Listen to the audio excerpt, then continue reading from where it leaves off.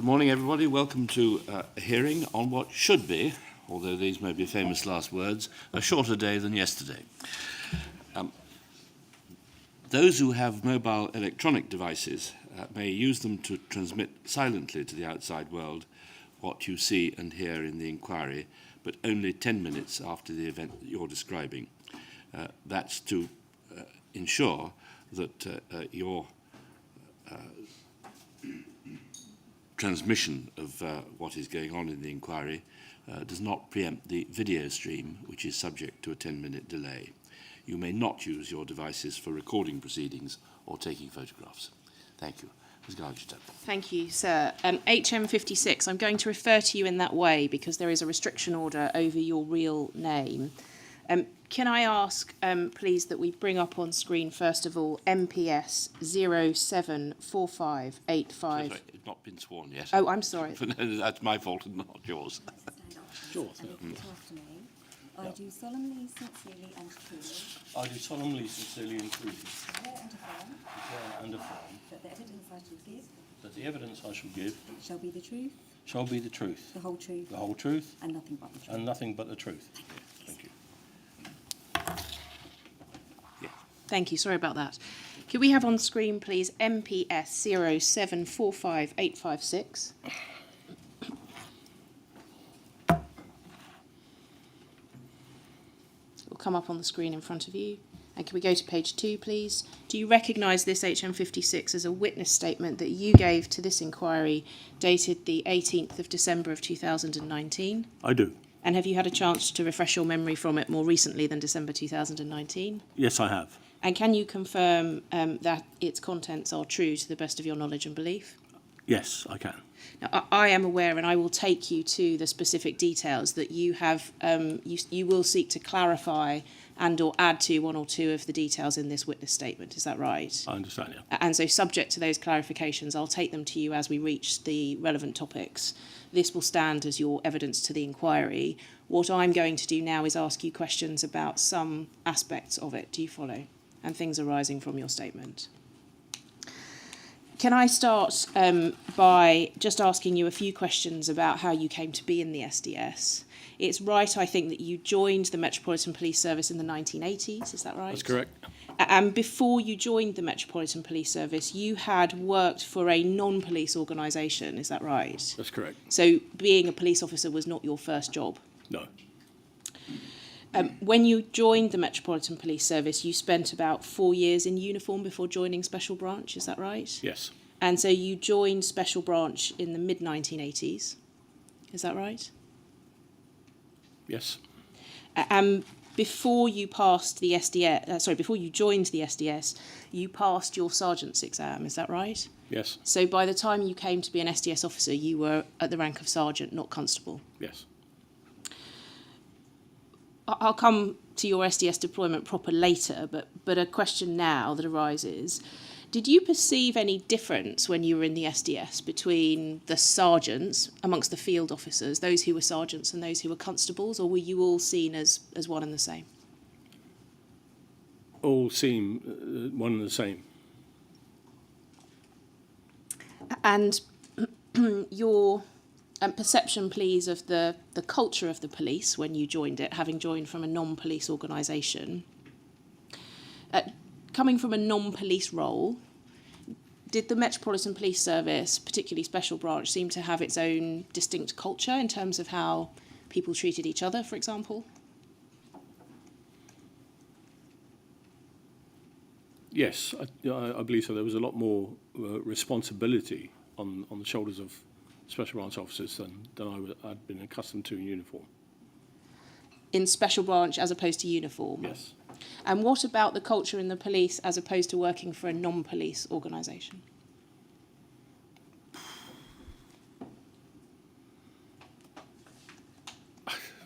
Just totally different.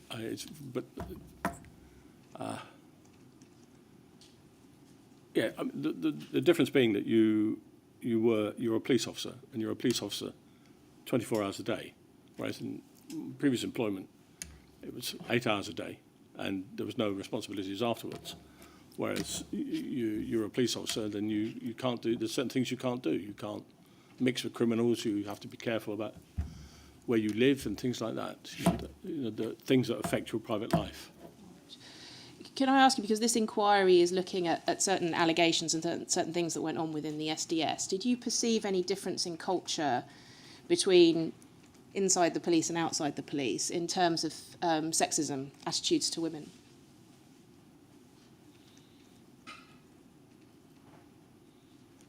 No. And what about attitudes to people of different races?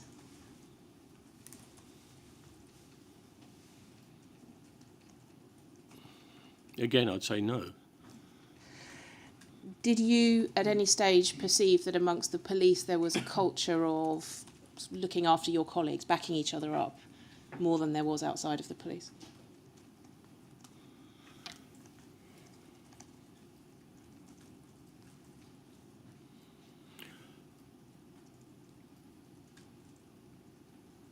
In a way, yes, but in another way, no. And if I may explain, in any organisation, there are people who are beyond the pale. And I think most police officers dealt with that by wanting nothing to do with them. Because you could be tarnished with the same brush, if you like. And do you say that's the same as or different from outside of the police force? I'd say that the police force was different in that way. That but the implications are very serious. So that you would not want to be, partnered up with anybody that you thought was, dodgy, for want of a better word. Did you encounter any situations, any individuals of that sort during your service in the SDS? I'm not asking you for names. No. Not really, because we didn't work together. You were working on your own for the most part. So no, I didn't get any vibes like that at all. Can I ask you about your knowledge of the SDS before you joined it? So whilst you were working in Special Branch, but before you became an SDS officer, when did you become aware of the SDS? Just within the court, you don't have to give me a date, but in terms of the chronology of your service. Well, early on, these strange people used to appear in the office, Just long hair and beards mostly. And obviously you thought, who on earth is that? And what are they doing here? And nobody would really talk about it, and especially if you were new, like a probationer, nobody would talk to you about it at all.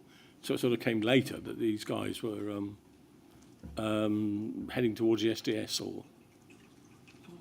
And you say it came later. Were you asking people, who are these guys with the long hair and the beard? Yeah, sure, yeah, because it was, like, wow, who is he? I mean, is he, in those days people didn't have ID tags. So if you met somebody in the corridor like that, you sort of, what are you doing up here? So. And what sort of response did you get when you asked those questions?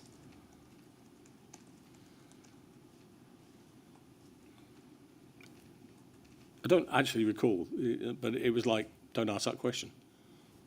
It will come to you type thing, So. And so when you say it came to you, how? How did it? Somebody must have told me in the end, look, they do, they're undercover officers. And did you understand anything more about the nature of their undercover work Absolutely at that stage? Not. No, nothing at all, no. In your Special Branch roles before you joined the SDS, were you ever conscious of seeing or receiving intelligence that had emanated from an SDS undercover officer? No.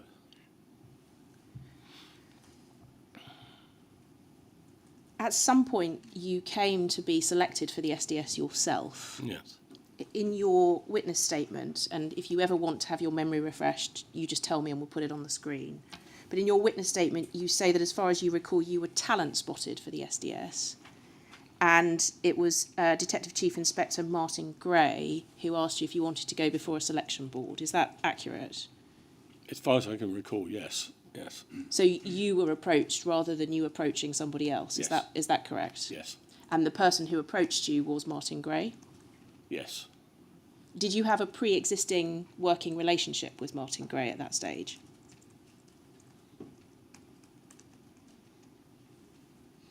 No. So do you have any idea how he alighted upon you as a potential candidate for the SDS? I think that possibly one of the SDS members who were there may have put my name up. Again, I'm not going to ask you for any names at this stage, Yeah. but were you, or did you have a pre-existing working relationship with somebody who you knew to be on the SDS at that time? Yes. Can I ask you, I think you have a cipher list Yeah. in front of you. Yeah. Can I ask you please to have a look at that list? Sorry. Some water about the place. I beg your pardon.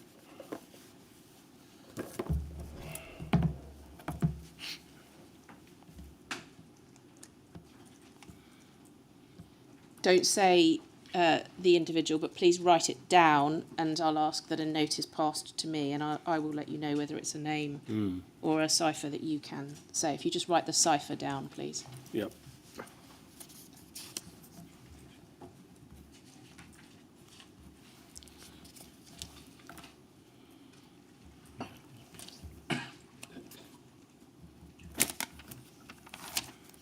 Thank you. Sorry.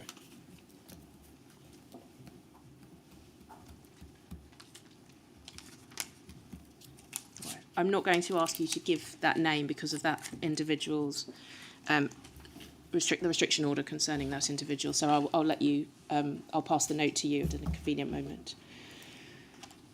Right. So somebody on the SDS was known to you, and so your supposition is that they may have mentioned you as a candidate. Yep. You refer in your witness statement to going before what you call a selection board. Is that your term, or is that how it was described to you? I wouldn't know how to describe it otherwise, to be honest. It was unlike any sort of selection board I've been to before, where they might ask you a technical question. It was nothing like that. Right, It was more of a personal chat, really, about things. You know. So differed from the usual police Very much so, selection yeah. process? Yeah. I'll come to the content of the chat in a moment. You say in your witness statement that it was a 3-person panel of high-ranking special branch officers. Yeah. When you say high-ranking special branch officers, do you mean above Detective Chief Inspector, so above the internal management of the SDS, or did it involve... I remember two. One was the Chief Inspector, you mentioned. Martin, is that Martin Gray? Yeah, and one was the superintendent, whose name escapes me, and the other guy I can't remember at all. But he was a senior officer, but I can't remember his rank neither. Senior to Martin Gray? Yes. Yeah. So Martin Gray was the most junior of those on the selection board?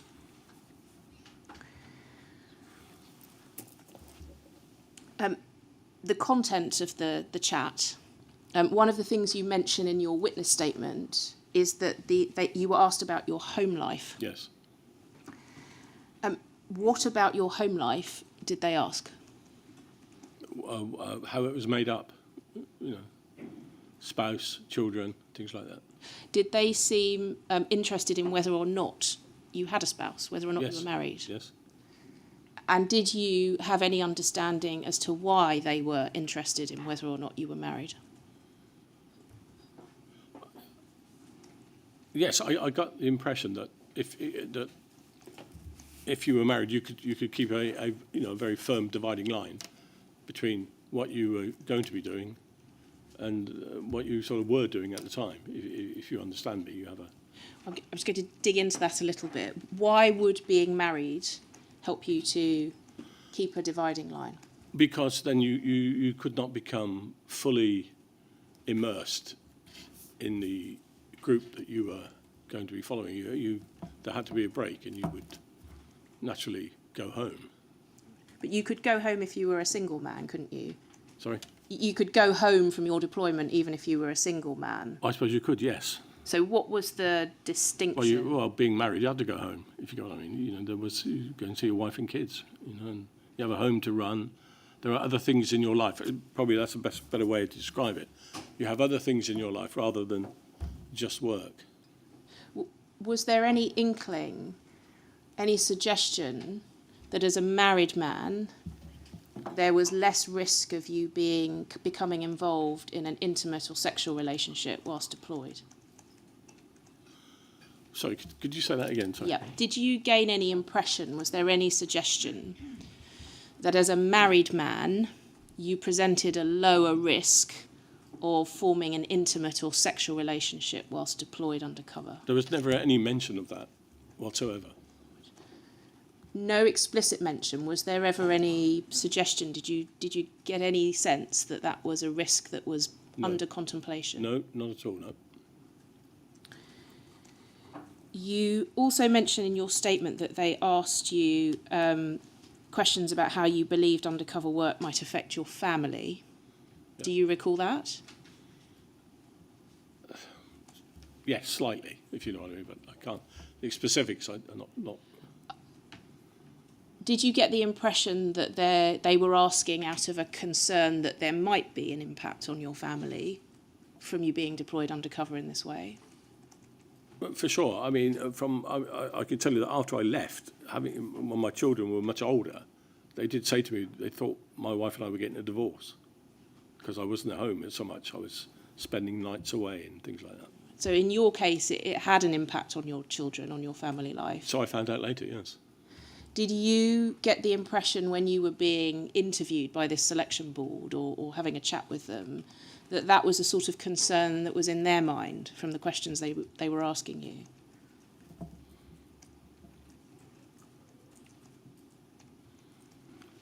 I think so, but I think there may have been. I think they had a worry that you could go too far the other way, if you know what I mean. Just explain too far the other way, meaning? Meaning you could become too involved with the group that you were with. You could get to like them perhaps too much, if you understand. So the concern was more about the impact on the officer being deployed than the officer's family. Is that fair from your understanding of the selection process? I honestly couldn't really say. Were you asked any direct questions at all about your wife's welfare? So how she might cope with you being undercover, or was it focused on you and how you would cope? Honestly, I can't recall questions like that. At the end of the selection board, you say in your statement there was no place for you immediately, but you understood you would be considered for future vacancies. Is that right? So it wasn't an immediate move from selection board to going into the SDS? That's right. I'm going to ask you to look at some documents around this period, please. So the first of those is MPS 0527 469, and it is B2, so in the hard copy bundle.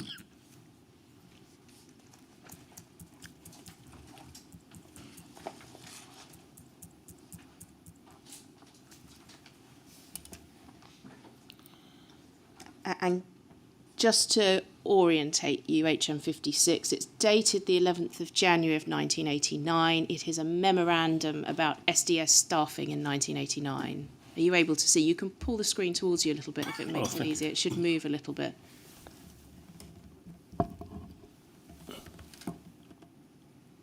I'm going to ask that we turn to page 2, which is where the relevant information is. Right. Oh, sorry, in that case it will be page 3. Sorry, I forget the cover sheet is in place. Thank you. All right, and we see at the bottom of the page it's Detective Chief Inspector Gray signing off the document, all right? Yep. You are mentioned just above the middle of the page there, HM56, CO to back office. Subject to authority, it is hoped that HM56 will be posted to the SDS in midsummer. Yep. So this is 1989, when one of the two back office officers, HM122 or DS War, is transferred to field duties. Do you see that? 122. Yep. So January, so I'll let you. Yep. So January 1989, it's being suggested that you would join the SDS in the back office in midsummer of 1989. So my question to you is, were you aware of these discussions going on about when you would join, or was it that you were sent off after the selection board and were waiting to hear? I'm sorry, I can't recall. I don't recall the details. After you had, thank you, we can take the document down. After you had attended the selection board, but before you joined the SDS, did you begin to find out a bit more about the SDS itself?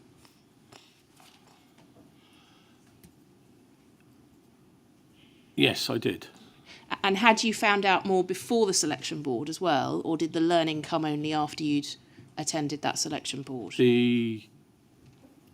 Any discussions I had came after, because I think people weren't identified as having been. If you get what I mean, it wasn't, like if somebody used to transfer between offices and squads and stuff. Nobody sort of said, "Oh, he was on that squad." Certainly, if you were new, you would never have known. They would not mention it as a. Right, so I just want to focus on your state of knowledge. So before you attended the selection board, what did you know about the duties of an SDS undercover officer? Surprisingly, very little, I'm afraid. Very, very little. You understood it was an undercover role? Yeah. Did you understand that it could be a long-term deployment, so measured in years rather than months, for example? Yes, I think so. I think that's correct, yeah. Did you understand, not precisely, but broadly, the sort of group or interest areas that the SDS was infiltrating? No, I had no idea and of how many there were or what groups they were in. And then after the selection board, did you learn more about that sort of information? What sort of groups? What sort of, that they were long-term deployments? Only, yes, but I couldn't tell you how far. I think I spoke with maybe one or two at the most. And again, I'm not going to ask you for names at this stage, but when you say you spoke to one or two, were those one or two then serving SDS officers or former SDS officers or SDS managers? Can you tell us? There were three. Two were former, and one requested a meeting, who was serving, if I remember.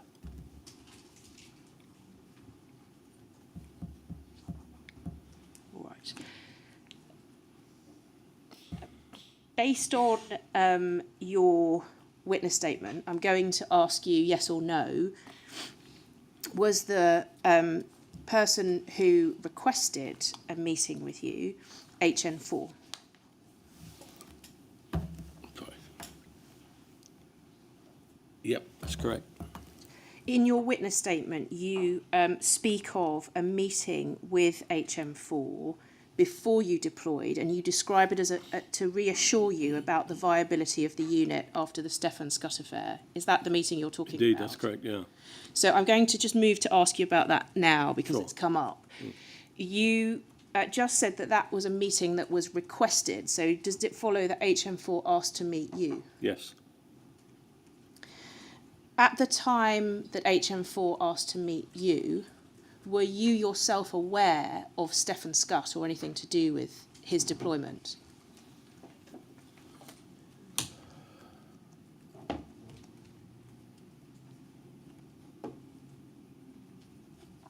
I honestly don't think so, but I couldn't be 100% certain. So when the meeting was requested with you, let's think about it this way, did you have any idea what it was about before it happened?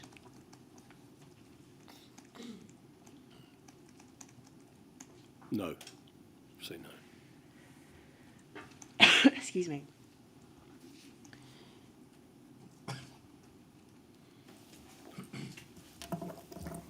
So does it follow that HM4 was the first person in time to discuss Stefan Scott with you? In the context of Stefan Scott's SDS deployment? I'm not sure if the name may have been mentioned, it may not have been mentioned. What had occurred may have been mentioned, may not have been. What he was concerned about was that there was, he said to me, there was a very bad feeling on the unit at the time, and that he didn't want me to be put off by that.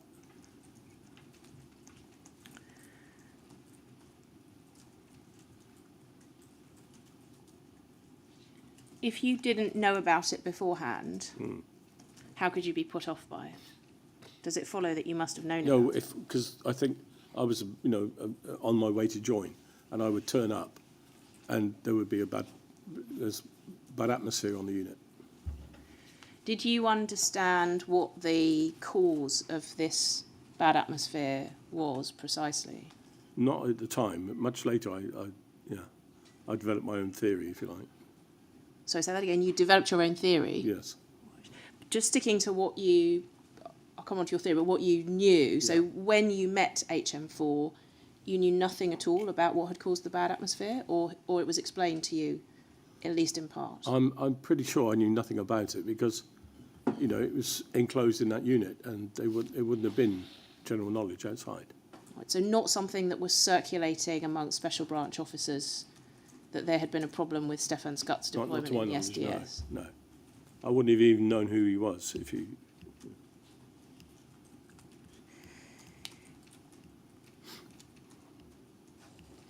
Did you get any impression when you spoke to HM4 that there was a concern that the unit itself might not be permitted to carry on as a result of what happened with No, Stefan not at Scott? all. No, nothing like that.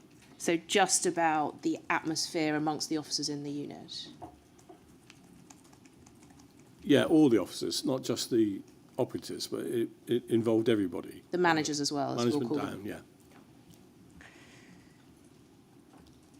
I'm just going to ask if we bring up, please, it's your witness statement. So MPS 0745856, page 27, please, and paragraph 145.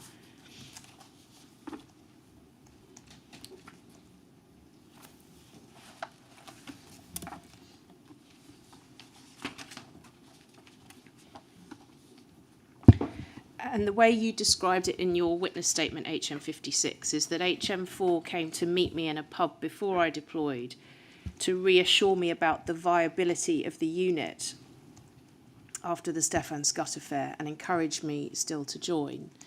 So does that imply that there was some discussion of whether or not the unit itself would be permitted to carry on? No, I'm sorry, the word is incorrectly used. It was my vibe, about me fitting into the unit easily, if you understand. So the viability of you as an SDS undercover officer? Or being, wanting to, be part of something that was going through a bit of turmoil. So when you say to reassure you, Yeah. did you get the impression that it was, in a way, to encourage you still to join, notwithstanding what was going on? Yeah.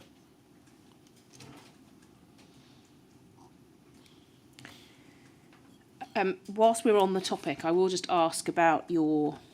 before I move on. You met with HM4 in a pub. Yeah. Was that a sort of usual venue to meet with other officers from Special Branch or the SDS during the time that you were... On SDS, yeah. Yeah, most of the...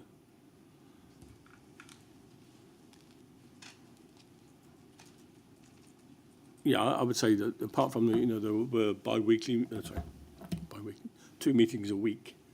Anything else was always in a pub somewhere. And when meetings were had in the pub, Yeah. does it follow that alcoholic drinks were consumed? Yes, of course, yeah. How much drinking was there amongst SDS officers? Much less than one might imagine.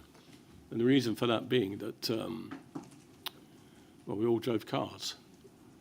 And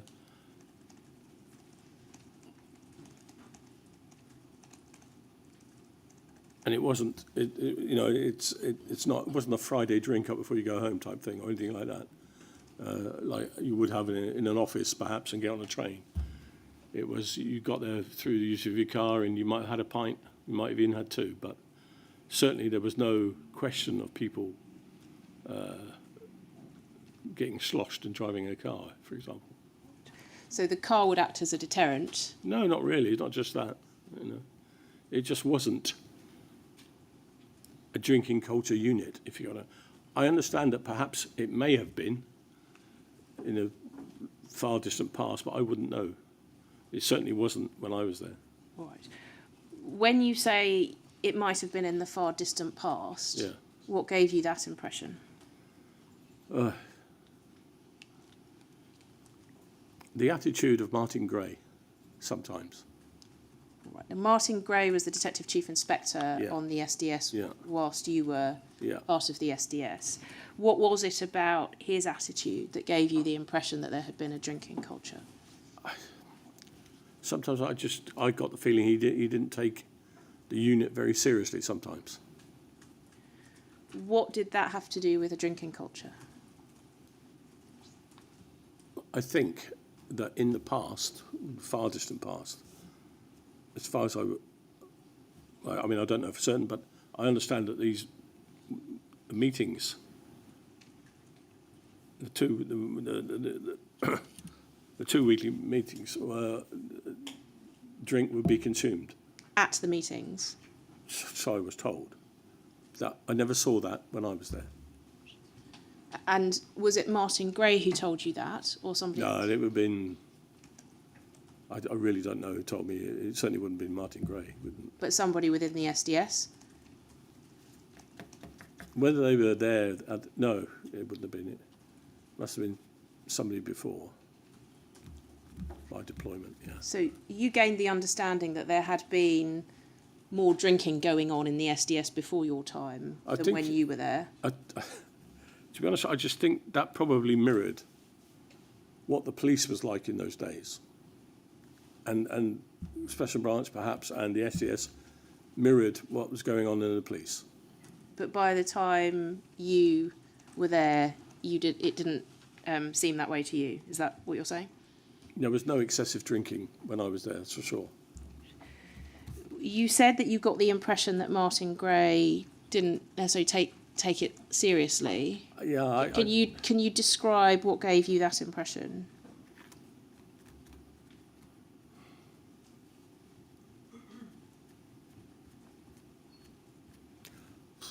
I think, I don't know, there must have been frivolous comments from him, something like that, but I really don't recall the exact nature of the conversation. It was just the impression that I got from him that,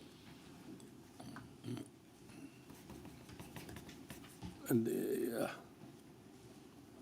no, I can't elaborate. I'm sorry about that, but All right. Well, it was something you included in your statement about Martin Gray. right. That perhaps you got the impression that he didn't. I'll just turn it up so that I get your evidence. Mm-hmm. He did not take it. So what you said, it's paragraph 125. Yeah. You knew that Martin Gray had been a back office DS Yeah, that's earlier it. in Yeah. the life. Yeah. Let's bring it up on the screen, please. If we've got the witness statement, it's page 24, Yeah. paragraph 125. Yeah, that's right. Yeah, that's Yep. it. So you understood that he had, before he was the DCI at some Yep. time, and we know it was earlier on in the early 1980s, he was a detective sergeant in the back office of the SDS. And you say your impression was back then there was more of a drinking culture. He did not take it particularly seriously as a result of his time there. So do we understand that to mean that as a result of him having previously been a detective sergeant, Yes. he didn't seem to take things seriously? Yes. And can you explain what you meant by that? I think he just thought it was the same. The same culture, the same mentality of the officers. It was still the same. Whereas, in fact, the police service as a whole had moved on. All right, so a certain sense perhaps that his attitudes were out of date or old-fashioned by then? Out of date would be the best one. I mean, if I can give you an example, there used to be a bar in Scotland Yard called the Tank. Later on, it was got rid of and it turned into a gym. that's how things have moved on. And so Martin Gray was someone you'd associate more with the tank than with the gym? No, I wouldn't have said that. No, I wouldn't have. No? He was a product of that generation, really. When, if and when meetings were held in the pub during your time, Yeah. would managers attend those, or was it just field officers? Well, Was there any distinction? No, I mean, I recall going to a few meetings in a pub where the managers were there. Yeah, sure. Yeah. And would they drink alcohol to the As well, extent yes. that you've described? Yeah. I mean, sorry, they may have had a soft drink for all I know, but they had glasses in front of them. I don't know. I can't recall what they were drinking. Right. But generally, it wasn't frowned upon, for example, to have a pint or two if you were meeting in the pub. Certainly. No, not at all. No. When you met HM4 in the pub to Yeah. discuss the issues arising concerning Stefan Scutt, did you understand anything about whether HM4 struggled with alcohol? Not then. No. And what you were told about Stefan Scutt, or the atmosphere at that meeting, did it in any way influence you as to whether or not it was a good idea to join the SDS?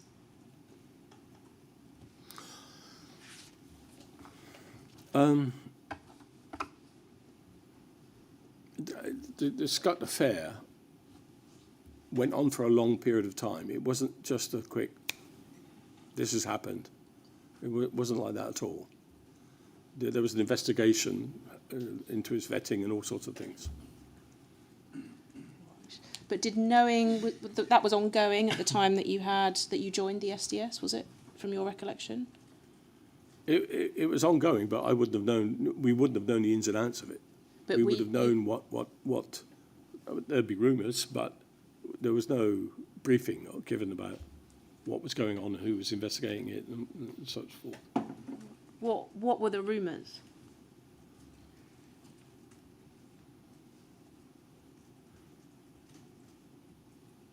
If I recall, he wasn't working correctly, and this had been discovered by the inspector. Right, and the inspector is HM 109. Don't use the name. There's a restriction order over the real name. I can't find him on my list.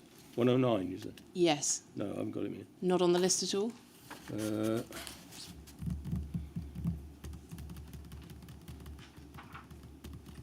Nope. Okay, we can come back to it after the break, but it was the detective inspector of the unit Yeah. at the time that you joined it. I was there, yeah. There was a change of detective inspector, was there? That came later? Yes, so it's the detective inspector at the beginning. Yes. Yes, so it's HM 109. We'll make sure that you're aware of the name during the break. Okay. Sorry, I interrupted you. So the detective inspector, you were talking about what rumours. I asked you about what rumours there were. He could talk of little else, to be honest. He was absolutely obsessed with Stefan Scutt. When you say he could talk of little else, do you mean in the context of the SDS twice weekly meetings, or in other contexts, in the pub? Well, I recall one particular incident where we were in a pub, and Martin Gray was there. There must have been another SDS officer present, and that officer and Martin Gray had an argument because Martin Gray told him to shut up about. But something Stefan a little Scutt. shut up. Oh, yeah, indeed, yes. He'd had enough of that officer going on and on about the Scutt and the Scutt affair. So just to clarify, that's Martin Gray to the detective inspector who talked Yeah. about Scutt a lot. Martin Gray was telling him to shut up, but in Yeah. stronger terms than that, because he was fed up of hearing about the Stefan Scutt affair. Yeah, because we weren't there for that, if you understand. The purpose, it might have been a pre-deployment drink, if you get what I mean. Before your deployment? Yeah, it might have been that. I can't recall, but that certainly was not meant to be the topic of conversation. But that's all that officer wanted to talk about. And just I'm speaking, that officer is the detective inspector, Yeah. who I'm saying is HM 109. Right. We'll confirm that Yeah, with you later. yeah, that's correct. And when Martin Gray said that to the detective inspector, did it seem like a sort of joke, a jovial old shut up about that, or was it stronger than that? Oh, it's much stronger. He was really angry, yeah. He was angry. Oh, yeah. Was that a common sort of interaction for you to see between the SDS management? No, or was never. that I've unusual? No, most unusual, yeah. Well, it was a most unusual affair, so. Any other ways in which I think you referred to the detective inspector not really talking about anything else? Would he talk about it in the SDS weekly meetings? I honestly can't recall. Right. But the impression you formed was that it was Maybe, I mean, I said in the office, perhaps between them, because they sat opposite each other in the office, that was all the chief inspector was getting. Right. And when you were in the office, did you witness that sort of interaction when you were in the back office? I don't recall, sorry.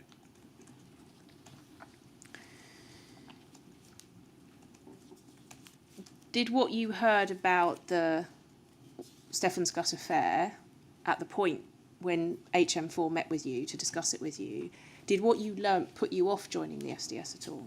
I hadn't learned anything by the time that I met with HM4. But you must have learnt something of what was going on. On reflection, what I think may have happened was, it obviously had to come out of SDS to go up, to be put to the chief superintendent.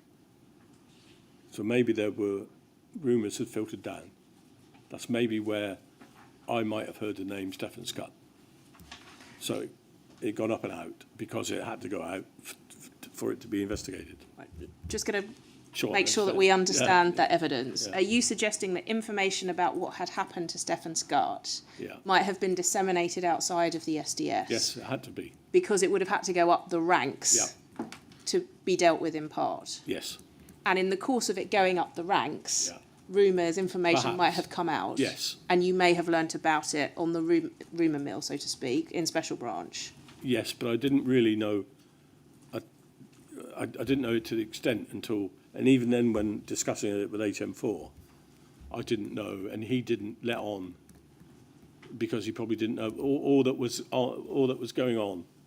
I think I gave you a flavour between that officer and Martin Gray. Detective Inspector. That was an evident, that's what I'm talking about, the bad feeling, and that was reflected amongst the SDS officers in themselves. All right, so you learnt at the meeting with HM4 that there was some sort of bad atmosphere going on. Yeah. Did you learn that it was as a result of the Stefan Scott affair, purely so-called? Purely. And did that put you off joining the SDS in any way? No, because as he reassured me that it wasn't reflective of the unit at all. It was a one-off. Right, so it was described to you as that what happened to Stefan Scott was a one-off. Yeah, very much so. Yeah. Did you have any? I just want to explore with you what you understood about what had happened to Stefan Scott. I think it might help if we get your witness statement back up on the screen, please. Page 27 again, paragraph 144.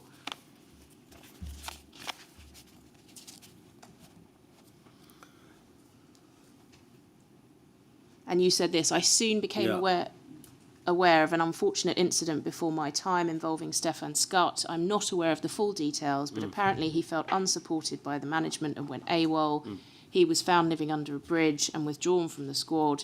It was later found out there was a problem with his vetting. This created a very bad atmosphere. So how much of that information were you aware of or privy to before you joined the SDS, and how much did you come to learn later? Are you able to assist? No, I would say none of that virtually before I got there.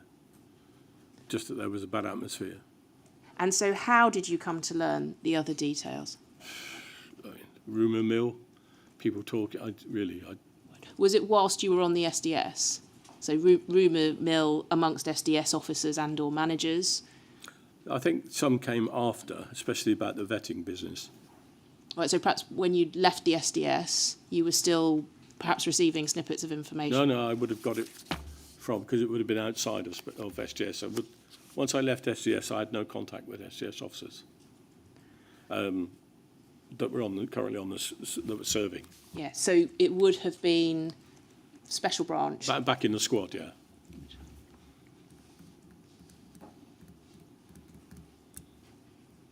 All right.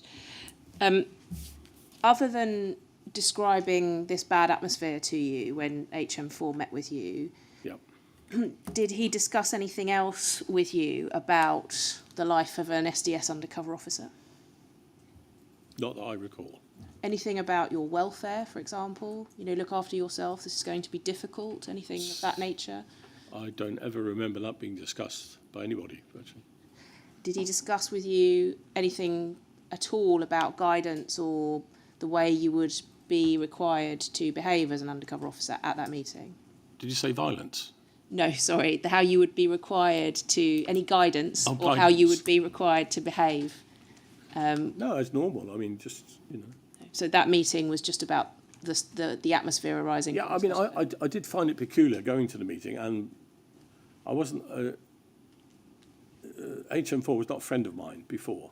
I may have known him, and that, which is why I understand that he'd been asked by his colleagues to make, you know, to have a drink with me and to assure me that things were okay on the unit. And how did you come to that understanding? Did he tell you that?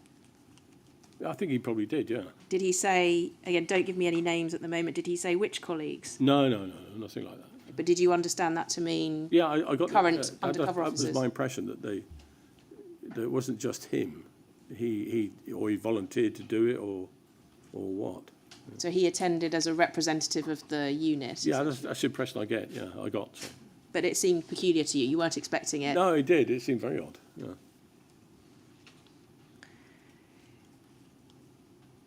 You, in addition, I think you said, in addition to HM4, there were two others that you spoke to. In your witness statement, you also refer to the officer who is known only by cipher HN102. Yeah. So please don't mention No. the real name. Yeah. Or anything to do with the circumstances of the deployment.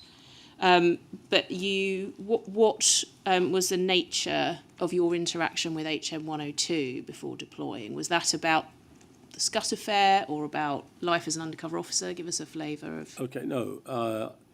He came to the squad that I was working on, and I remember a detective inspector asking to speak to me about him, and he said, look, he's come back from SGS, could you look after him? So it was at some point, I'm not going to ask you when, but some point after the deployment of HM102 within the SDS, you were asked to look after him. No, after he departed, when he came from SDS to my squad. And when he came from SDS to your squad, you were asked to look after him. Yeah, keep an eye on him, yeah. Did you understand why you were being asked to keep an eye on him? I don't want you to say anything personal to HM102. So if it's personal to HM102, please just say so. I think it's because I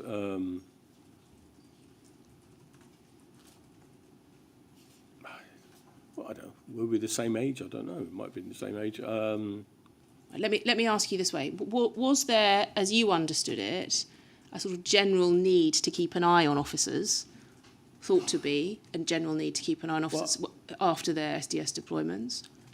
I didn't know that then, but I think this officer, the inspector, may well have been a previous, but I didn't know that. All right, so the person who asked you to keep an eye on HM102 may themselves have formerly served in the SDS. I think he might have. I do not know that for a fact. Did you understand why you were being asked to keep an eye? Was it just, this is a new person? I could in my past service before I joined Special Branch, I was an aide to CID for a while, and you'd get an officer coming back from, say, the flying squad. So he's had 3 years of high-profile inquiries, interesting, and then he's back in the mundane in the CID office, you know, dealing with stuff that is, I wouldn't say it's not beneath him, but not as interesting. And I think that's what they were concerned about. with this chap who'd come back from SDS. He was now back in the mundane, doing the mundane. And also, because of his rank, he possibly had to supervise people, which he had not been doing for the last, God knows how many years. All right, so more keeping an eye more in a general sense, not specific, for example, to the officer's welfare. No, not out at all. of the No, SDS. no. Did HM 102 tell you anything about what life was like in the SDS? He certainly told me what he had been doing. Right, I'm not going to ask you any more questions about that right, because of that's the restrictions. So he told you what he had been doing. Yep. I'm going to ask you some very specific questions about that. Yep. Right. Do you mean the nature of life as an undercover officer, or do you mean the area of deployment? The area of interest that he was in. And anything at all about the lifestyle of an undercover officer?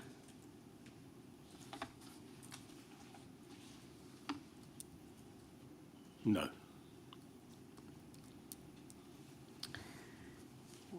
And then again, I'm not going to ask you for the identity, but you also spoke to a third former SDS officer, or a third officer who was a former SDS officer before you joined the unit. Okay. Again, not asking you anything about the identity of that person. Did that person tell you anything about what life was like as an undercover officer? Yes, he told me, I can't say the bloody word, anomalies would arise that you wouldn't have thought, that, things that could catch you out because you were being somebody else. So he certainly described occasions where he'd been caught out as such.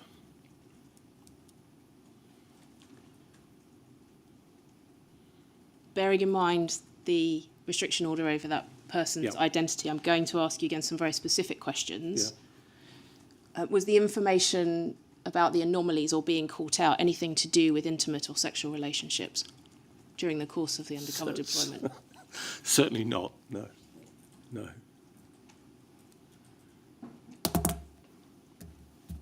Was it anything to do with being arrested No. in an undercover identity and brought before a court? No. Was it anything to do with being suspected of being an undercover officer? I mean, I can tell you what it was if you like. I'm not going to ask you here just because I have no way of knowing if what you're about to say might identify the officer, so I'm not going to ask you. No. Basically, the question is, he said, one thing you have to be very careful of is being around women. He said, because they notice things that men do not. And I had a classic, I remember, if I can go, years back, I came back from the country I was living in. My mother unpacked my suitcase and she accused me of having a floozy because nobody irons clothes like that. And I said, but Mum, you taught me, And I had this in a pub when I was out on the SDS. Had a young lady said, in fact, she was the barmaid, who said, why do you dye your hair? No man had ever asked me that. But women are just more perceptive about things about about your person, what clothes you wear, how you appear, and stuff like that, than men just, like men can't, if you have your hair done, your husband doesn't recognise, he doesn't notice, does he, if you know what I mean?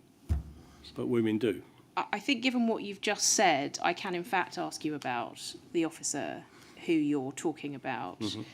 And because it's in your witness statement, that nature of conversation, and in your witness statement it suggests that the person you had that sort of conversation with was HN83. Do you want to check the...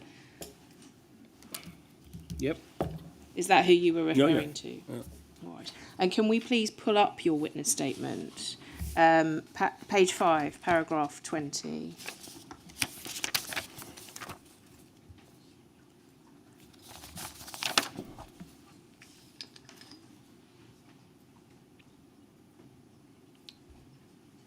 Sorry, we need the whole paragraph 20, please. Yep. Okay, so it should be blown up on the screen for you, HM56, if that helps. And I want to ask you, third line down, this. As regards intimate relationships, I was given advice to stay clear of women altogether. this was by HN83, who was no longer in the SDS at this time. I had been encouraged to speak to former SDS members. I was told that women are more perceptive than men about appearances and personal relationships. Yep. Right, so when you set out that advice in your witness statement, you said you started the sentence, as regards intimate relationships, I was given advice to stay clear of women altogether. Do you see that in your witness statement? Yes. What you now say is that, in fact, the advice was to do with the perceptiveness of women. No. I started off by writing that because that's how I was asked when I was making my witness statement. All right, but if you're asked about intimate relationships, Yeah.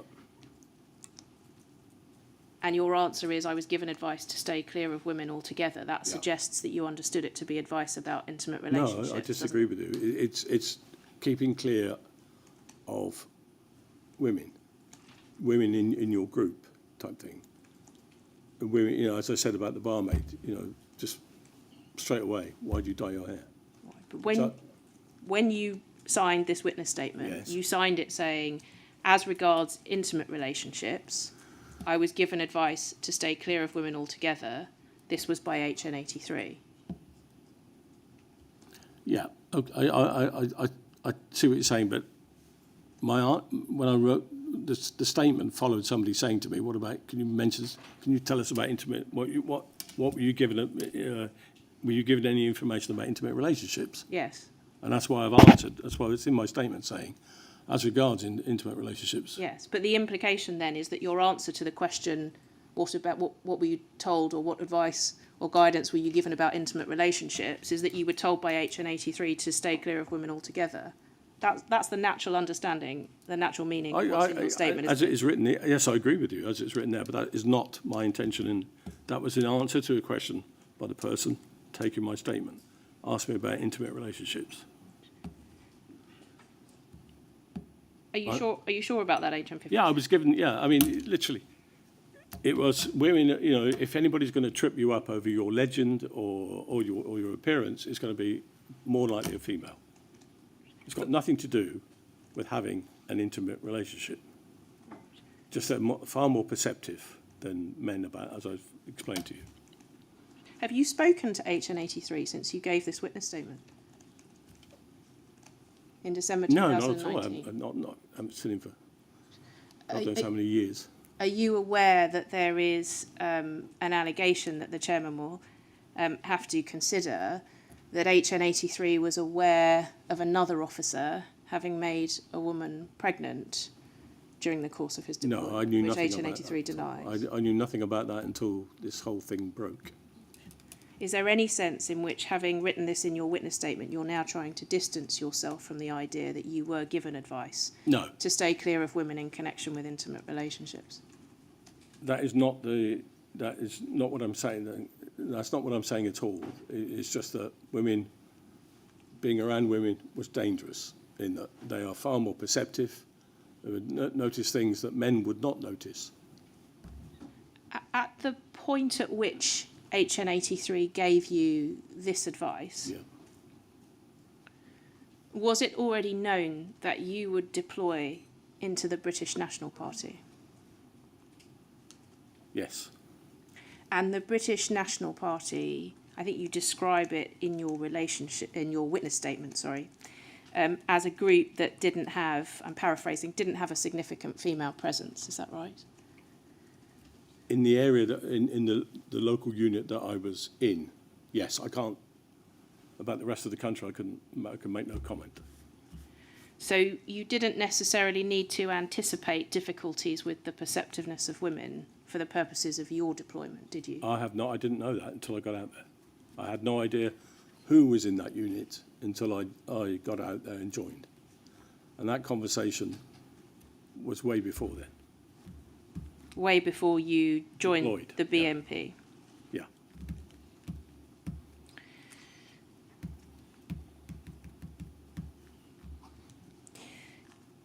Can we have a look, please, at paragraph 27 of your witness statement? It's page 7.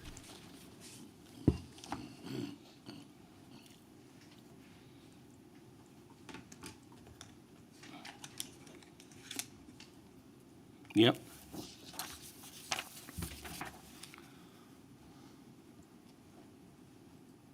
And you describe there your legend, so the background that you were going to use when deployed. Yep. You said that you had a wife, but you were now divorced. And you say this: I wore a wedding ring. The group I was targeting did not have a significant female membership, so it was less important to have a deterrent built into my legend. Yep. It was recognised, was it, that you might need a deterrent in the form of a wedding ring?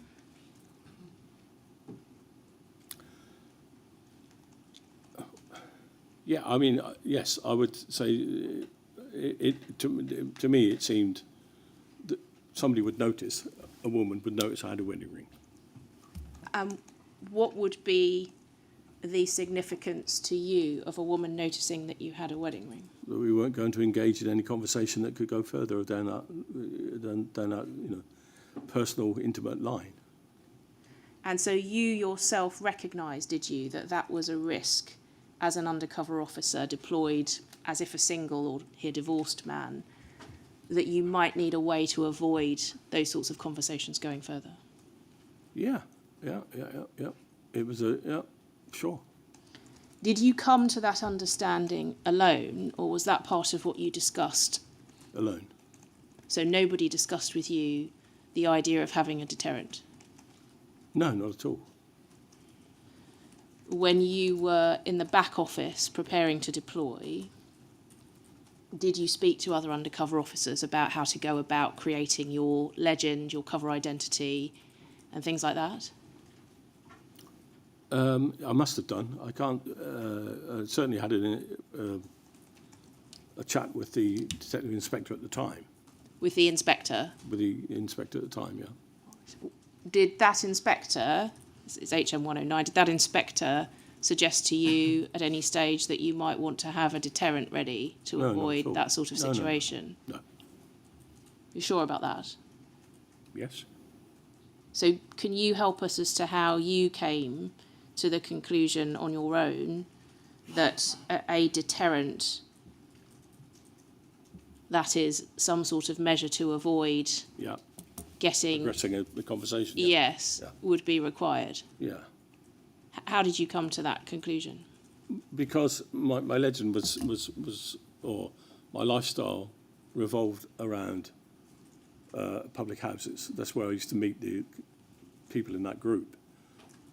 And there was drinking, and I just it gave them a conversation. Oh, you're married as well, and I could go on about no, I'm not married. Or In fact, I had my wife's name engraved on the inside of the ring, so if somebody picked it up, they could say, "Oh, what was her name? This," and I could say yes. So it wasn't just the deterrent; it was part of my persona. But you nonetheless, it was part of your persona, you nonetheless, at least in part, formed the view that it would act as a deterrent for you for intimate engagement with women. Well, with some women, yes, perhaps, yeah. And my question is, how did you come to the conclusion that a deterrent would be a good idea when you deployed undercover? Because because of me knowing that women, well, the last thing you wanted to do, you had an employer, and that was to take you away and not allow your time to be monopolised by the group that you got into. So last thing you wanted was somebody else trying to monopolise your time by having a relationship. Was that the only reason you wouldn't have a relationship whilst undercover? No, I wouldn't want a relationship at all. Would you regard having a relationship whilst undercover as acceptable behaviour for a police officer? You mean a sexual relationship? Yes. No, absolutely not. Or an intimate relationship? No, or not absolutely sexual? not. Not acceptable at all. just coming back then, one reason why not would be not to monopolise your time, but the wedding ring as a deterrent is there to deter an intimate or a sexual relationship, isn't it? It's not simply about time spent with a person. No, it's just saying, it's just that, oh, he's married, and that's the end of it. It doesn't even enter into the conversation. Yes. If you know what I mean. It's just, And in that way, it deters any intimate or sexual relationship with a woman. That's its purpose. well, it might have done. I don't know. I don't know if it ever had an effect on a woman. But that was your purpose, Yes. in part, And in wearing in part, the wedding yes, ring. along with the legend, yeah. And my question was, how did you come to the conclusion that it would be a good idea, in part, to have the wedding ring there as a deterrent? What led you to think this is a good idea? Because you're obviously going to meet people of the opposite sex somehow or other through either what you're doing or you're socialising in that, and you are going to meet people of the opposite sex.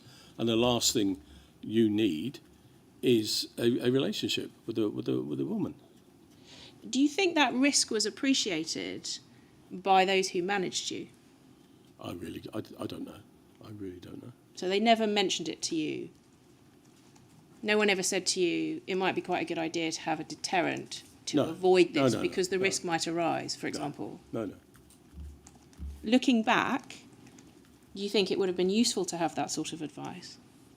Well, I didn't need it.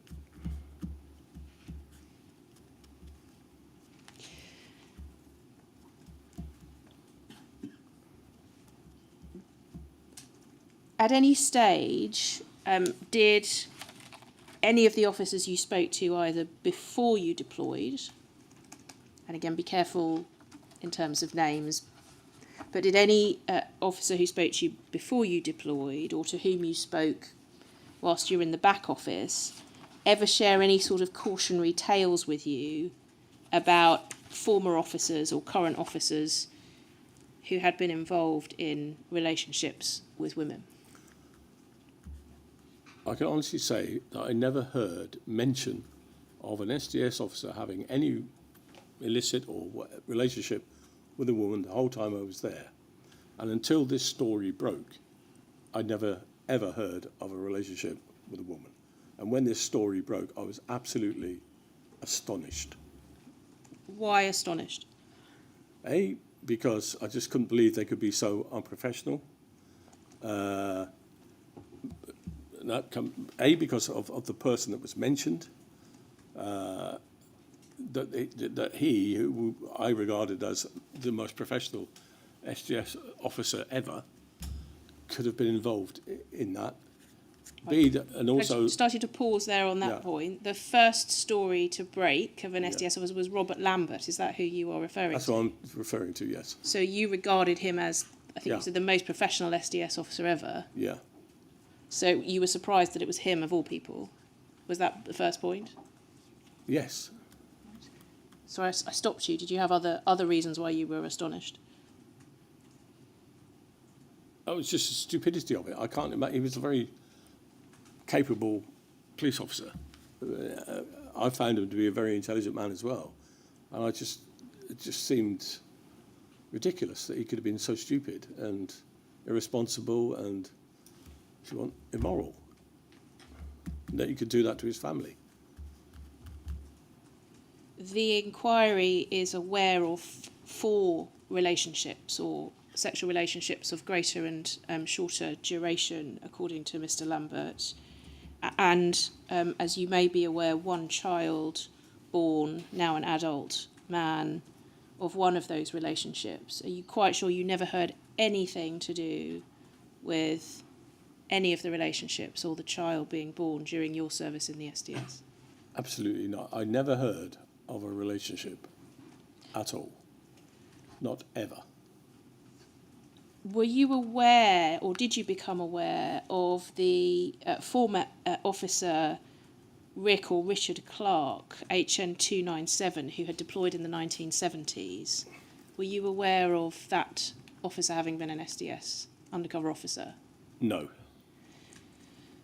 Were you ever told a cautionary tale of an officer who had been confronted with his own birth and death certificates of the cover identity? No, but it was always a thought in my mind that when people, I'm sure you'll come to this later about how you built your legend. It did seem a bit odd to me that you took an identity where somebody could actually prove that you were not who you said you were by producing a death certificate. So you had thought about that. Was that a thought that occurred to you whilst you were an SDS officer? No, before. But I was in the back office. So when you were yourself in the process of creating your own cover identity, that thought occurred to you? No, it was suggested by the detective inspector in charge. And I had two opinions on it because I wanted, my legend was that I'd lived abroad. I've just got to, did the detective inspector suggest to you to use the identity of a deceased person? No, the opposite. Or suggest to you that there was a risk because... No, he didn't suggest there was a risk. He just, if I remember, he just saw it as a waste of time and there was no point to it. And is that something he expressed explicitly to you? I know it sounds like a very serious discussion. It wasn't. It was like a 10-minute chat, and that was that. So after that 10-minute chat, your understanding was you were not to use the identity of a deceased person in creating your cover identity. Is that correct? You understood from the evidence you've given, I take it that you understood that other officers had taken that approach. Indeed, yeah, they all had, as far as I knew. And did you have any understanding of why that approach, you were being advised not to take that approach? Purely because he thought it was a complete waste of time. There used to be so much time spent doing it, I think. And he just saw that as a waste of my time. So based on the time taken to create or to use the identity of the deceased person, did he express to you any qualms about the use of the identity of a deceased person? Did you have any? Well, it didn't arise because I didn't do that. It may have done if I don't know, if I'd read a death certificate of some poor child. I may well have done, but it wasn't a question. It didn't arise. So. And this arose from me asking you about whether you'd heard of an officer being confronted with their birth and death certificates. Yeah. Was that risk, the risk that the identity might be relatively easily uncovered, was that mentioned to you as a reason not to do it? No, not at all. No, that was my own. That was the result of my own thing. I mean, see, when I was a detective constable in Special Branch, we would often do inquiries, and I could spend days in St Catherine's House, literally going through records, trying to identify people and stuff like that. So I was quite familiar with births, deaths, and marriage registers and stuff like that. So it just appeared to me, if I could do it, anybody could do it. But that was a conclusion you reached off your own steam, rather than it being expressed to you in that way. I did see a disadvantage on it because I was looking forward to getting it's gone out of my head. Remember the old passport, British visitor's passport? And I was going to get one of those as part of my identity, but of course I couldn't without a birth certificate. But it didn't. That never arose, so it wasn't a matter. It wasn't a problem.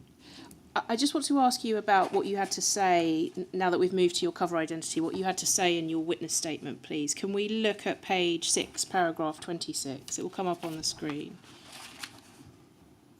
Yeah.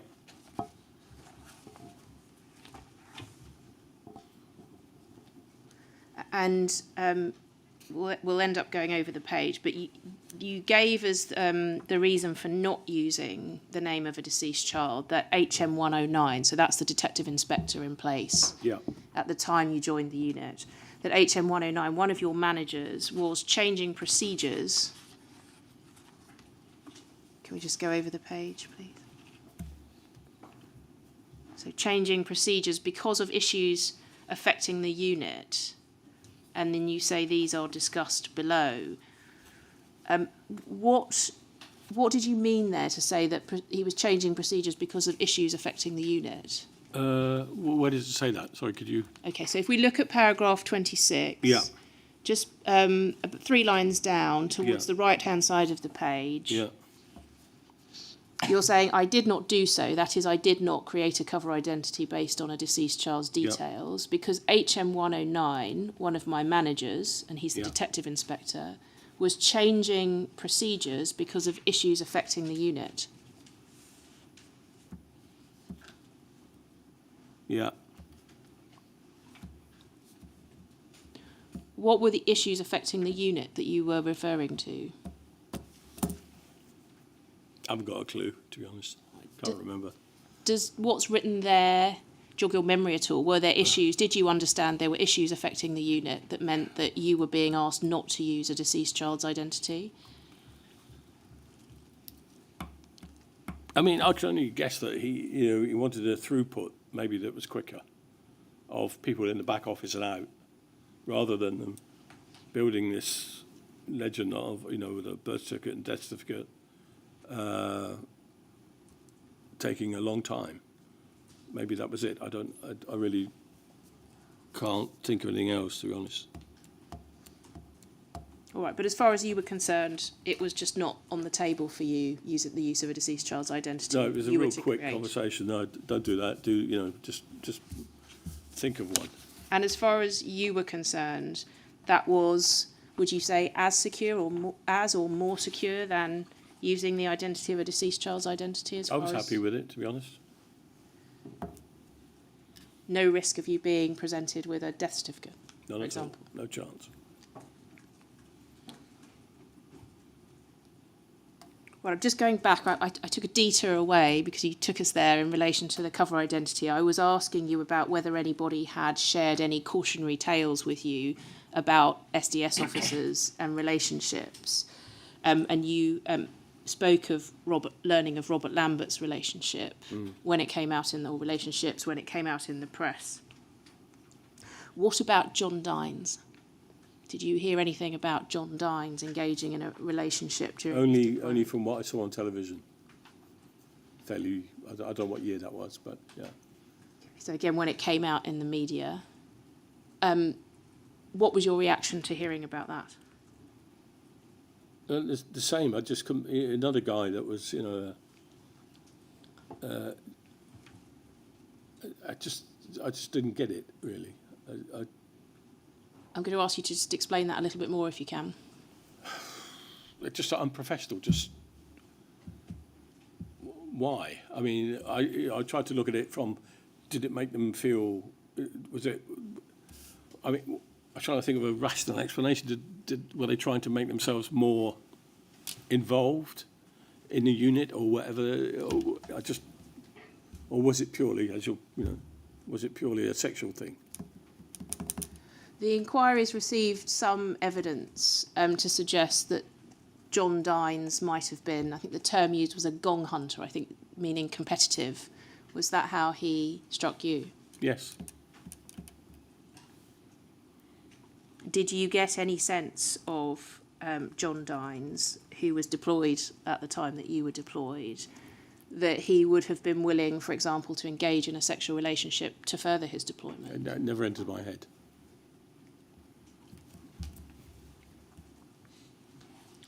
Did you ever hear about the officer Mike Chitty having a relationship whilst deployed undercover?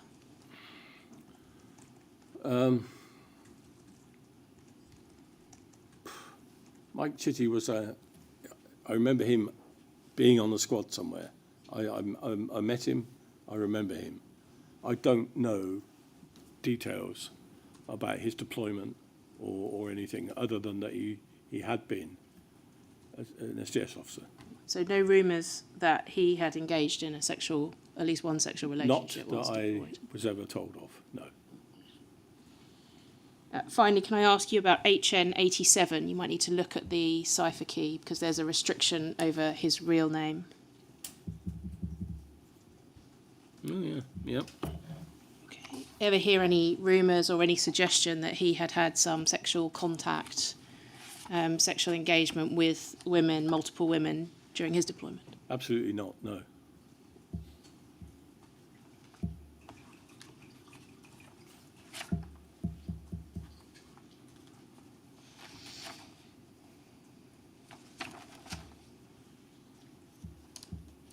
Before I move away, we've taken a few detours, but before I move away from your selection, you're joining the SDS. Yeah. You say in your witness statement that your take-home pay increased considerably Yes. because you were given an overtime allowance each month as an SDS officer. Is that fair? Did you know about the likelihood of a considerable pay increase when you decided to join the SDS?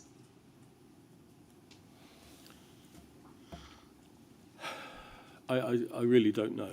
If I had, did I know specifics? No. So Did you know that you'd get paid more, and was it any incentive to join? was it an incentive? No, it certainly was not an incentive to join. No.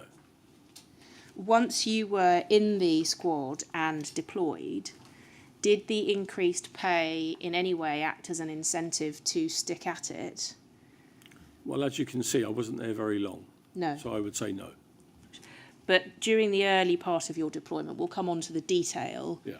but it became clear to you fairly quickly, I think, that you had deployed into a moribund branch of the BMP Yes. out in Loughton, Yeah. Epping Forest.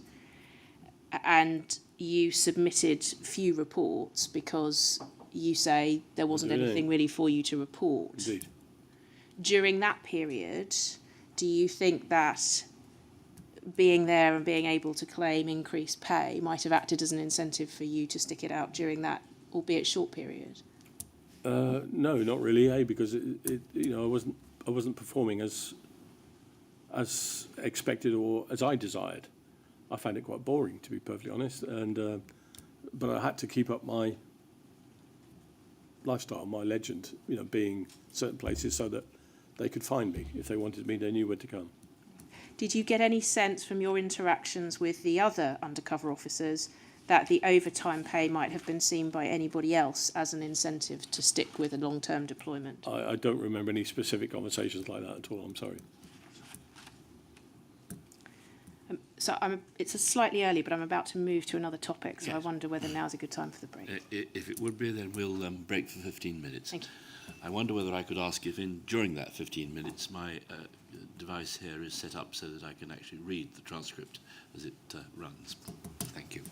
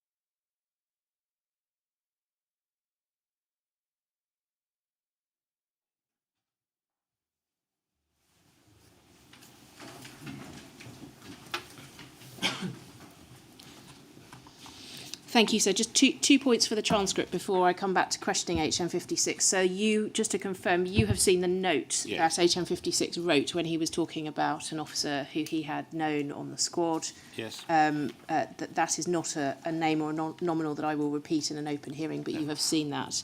And secondly, HM56, the cipher list should now have been updated in front of you so that you can see who HM109 is, who I've been referring to.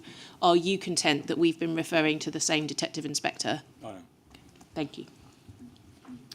I'm going to move to ask you some questions about your targeting, the process by which you were targeted towards the BMP. And can we start, please, with a document on the screen, UCPI 030675. It's your B4 in the hard copy bundle, sir.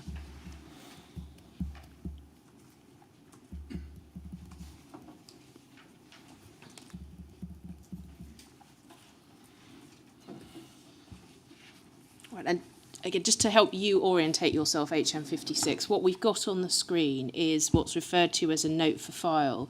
It's a document the inquiry found in the security services files about the SDS. And it's recording, as you'll see at the beginning, a meeting on the 14th of July of 1989, a visit by security services personnel where they visited the SDS and spoke to Martin Gray and Detective Inspector HM109. Do you see that? Right, so that's just to give you an idea. So it's July 1989. And can we now look, please, on page 2 at paragraph 3.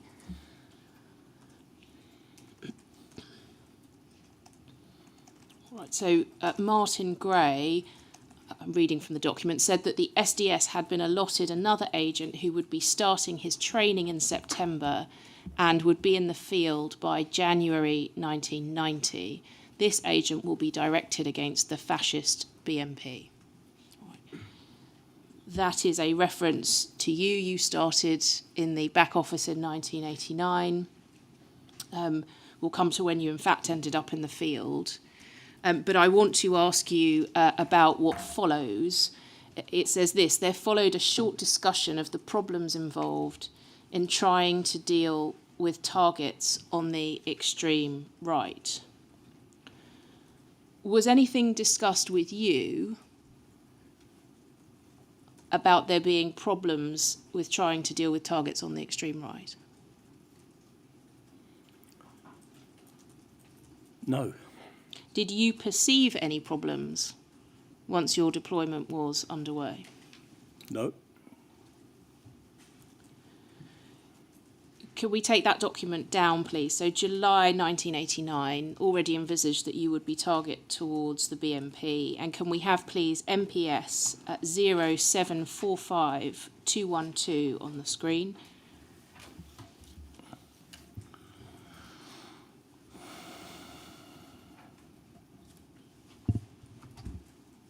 And can we go to page 2, please? The second half, or in fact, the whole of page 2 on the screen, please. You may recognise HM56. This is a series of minutes, a minute sheet from a file. And if we look at the minute at the bottom, the typed minute dated the 17th of August of 1989, a note going to Commander P from Chief Superintendent Smith that DCI Gray had, to quote, presented the case regarding DS HM56's recruitment for employment as an SDS field officer earlier today, so August 1989 now. While it was noted that he was older than most, it was accepted that his lengthy residence abroad could be adapted to negate queries about his past. Otherwise, his background, maturity, and settled family circumstances make him a sound prospect for the SDS, especially since he would be targeted towards the BMP. And can we also look, please, at the top of the page before I ask you any questions?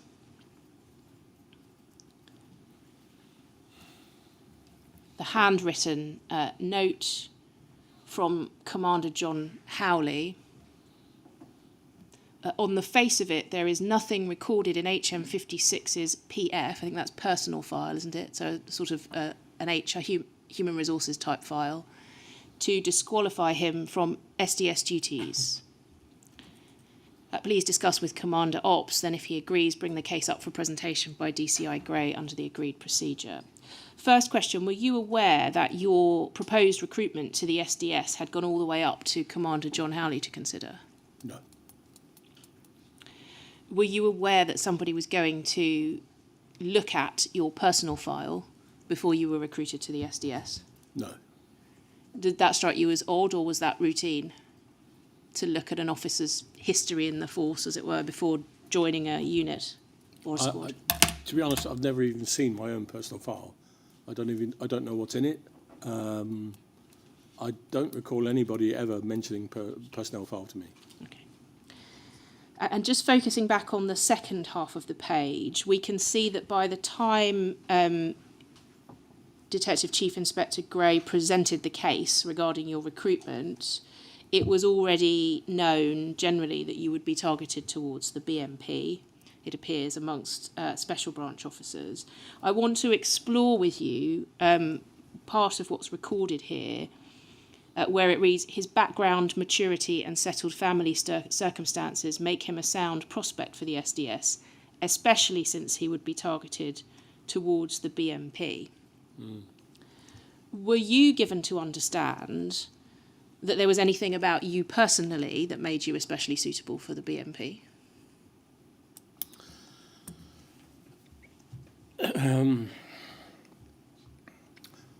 I think there was a more physical aspect to being in the BMP, if you like. And I mean muscles and possibly the fact that I have a black belt in karate as well. So I think there was a perception that if you're going to get a smack in the head, it was probably if you were on the right wing rather than the left. So a perception that you were more likely yourself to become a victim of violence, if I can put it that way, if deployed into a right-wing group. Yes, I think so, but I don't know for sure. And so you're positing something about your physicality, your physical shape, size, strength, meant that you were considered to be more suitable for that sort of deployment than otherwise? I think there was a hope that, I don't know, looking sort of big and mean might have endeared me to somebody in the BMP. Do you have any understanding of why your background, maturity and settled family circumstances, was it ever suggested to you that they had any relevance to your being targeted towards the BMP? No, nobody ever sort of mentioned specifics. All I can say is that, it was sort of relatively successful in everything I've done up until a point without, getting into trouble, if you get what I mean.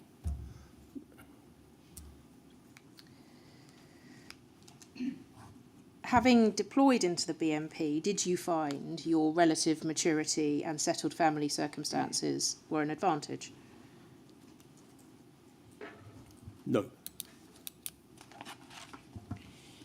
Can we take that down, please, and bring up another document, MPS 0729328. It's your B7, sir.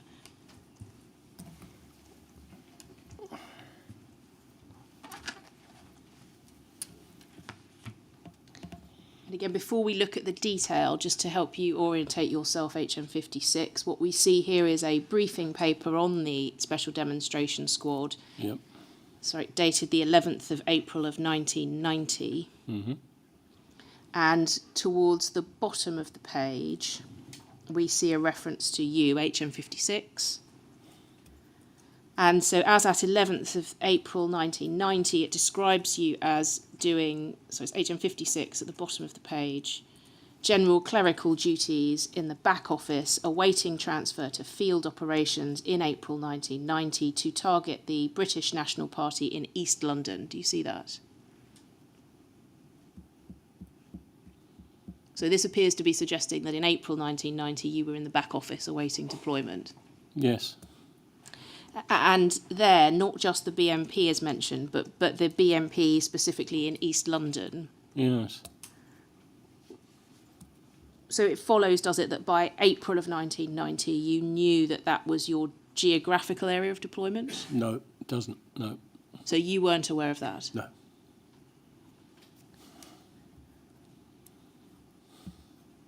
If we have another look, before I probe that a little further, can we go down in the document, please, the next page, and down again, sorry.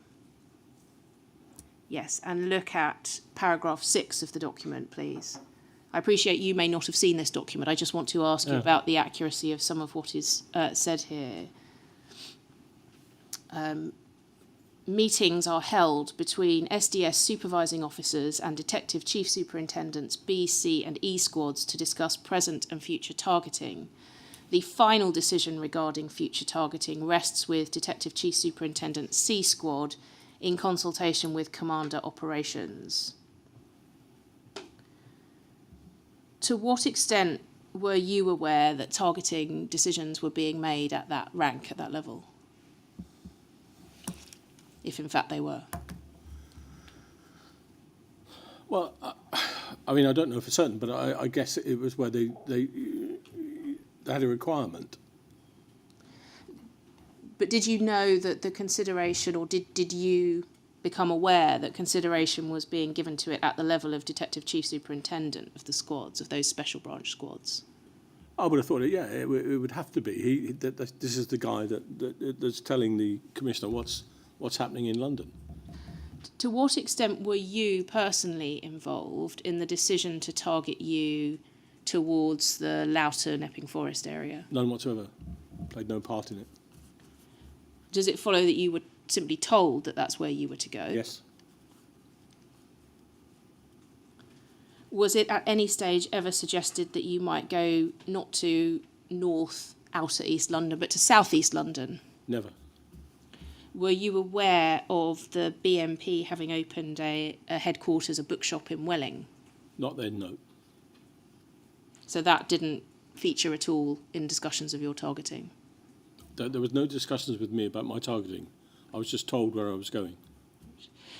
Before we leave this document, can I just ask you about one other aspect, please, of it? Paragraph 5, slightly different topic. This document asserts, about halfway down paragraph 5, the following. Each SDS officer is told that he will be retained on field duties subject to the following conditions. He is physically and mentally capable of performing the assigned duty. He is working to the high standard required of SDS officers, that the political area in which he is deployed warrants continued coverage. Were you told those things? I don't recall being told that, no. Right, thank you. Can we take that document down and just look at one further document in relation to your targeting? It's UCPI 030689. It's your B8, sir.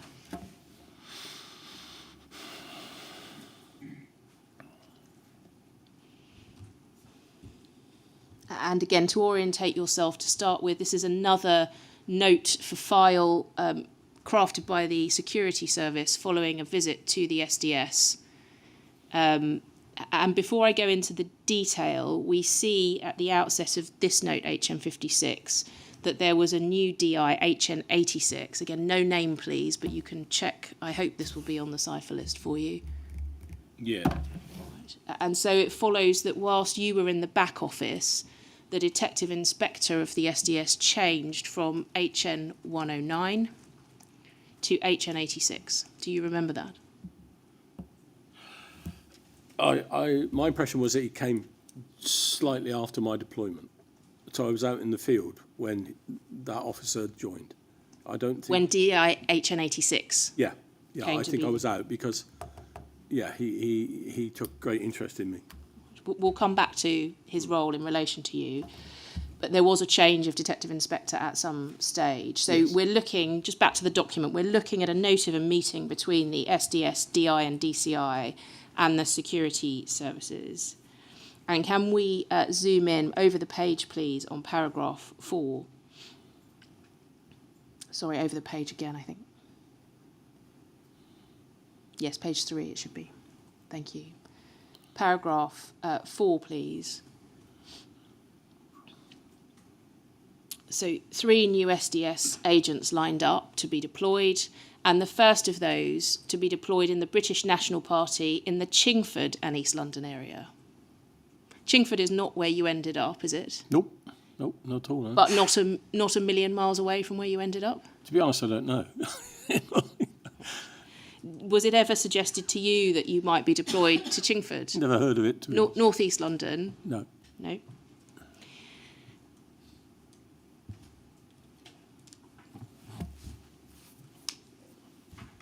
So that's news to you that was under consideration? Very much so, yeah. We could take that down, please.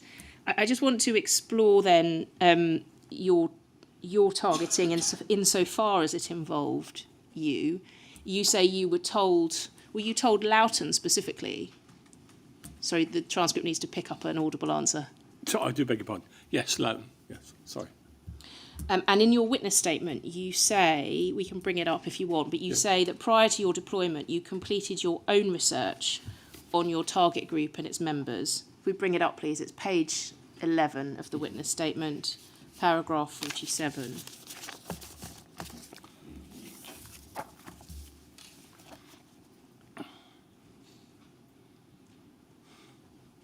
I completed my own research on my target group and its members. Yep. Firstly, when you say my target group and its members, do you mean the Loughton BMP specifically? Yes. So by the time you conducted your research, you had been told that that's where you would be going? Yes. And did you use special branch files, pre-existing special branch files, to do that research? I must have done that. There would be no other documents about them. And once you had deployed, can we look at paragraph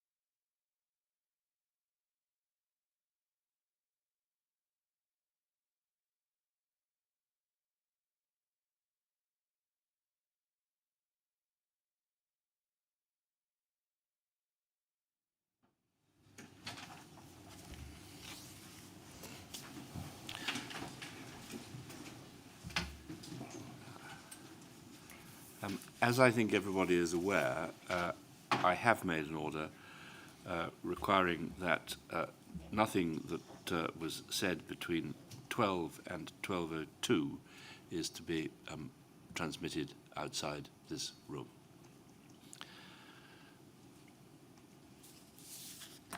Thank you.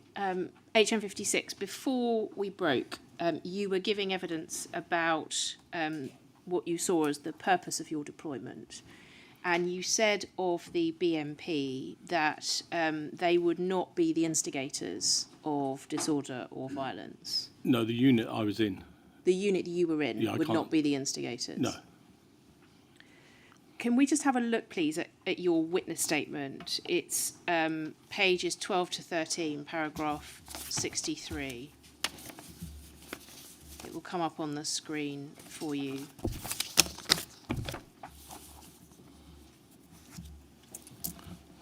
Sorry, pages 13 to 14. My fault.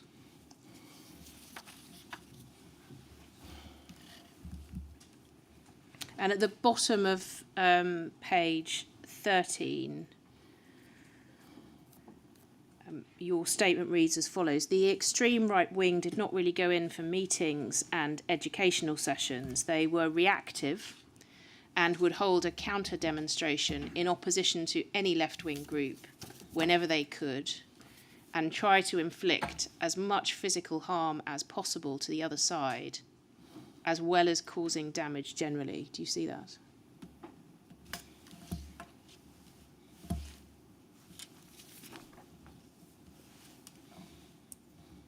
It's on the screen highlighted for you if that helps. Sorry.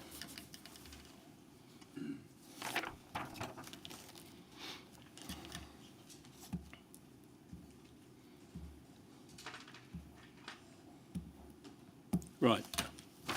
So I understand from your evidence that we should not understand that to apply to the Loughton BMP where you deployed. Correct. But that was your comment on the extreme right wing, that they were reactive, Yeah. but they would hold a counter demonstration in opposition to any left-wing group whenever they could, and they would try to inflict as much physical harm as possible to the other side, as well as causing damage generally. Yeah, when I think I was on one demonstration where they sort of nationally had been called out and there was violence. We'll come to that. That was, I think, referred to as the Rights for Whites demonstration in Bethnal Green. I think so, yeah. November. Yeah. We'll come back to the detail of that. But in terms of what you say here in your statement, that's accurate, isn't it? That the extreme right wing were known for inflicting harm on left-wing groups and for causing damage and disorder generally? That not that I witnessed it, but that's what they talked about. If you get what I mean, not my group, but when I'd been to these larger meetings and stuff, that's what they hoped. All right, so you didn't witness that happening, No. but you witnessed them talking about it as a hope for for future action. Well, they were, as I said, they didn't like discussing much, but they wanted action. And by action, it meant violence, Sure, damage, yeah. disorder. Yeah. Right. And that violence, damage, disorder would be focused on the left wing. Is that fair? Yes. Given that was the nature of the group, if not the units that you Yeah. deployed into, but their wider intentions, and thinking back to what you said earlier about your physicality Yeah. and its connection to you being chosen, was there any expectation that you might yourself become engaged in violence or disorder?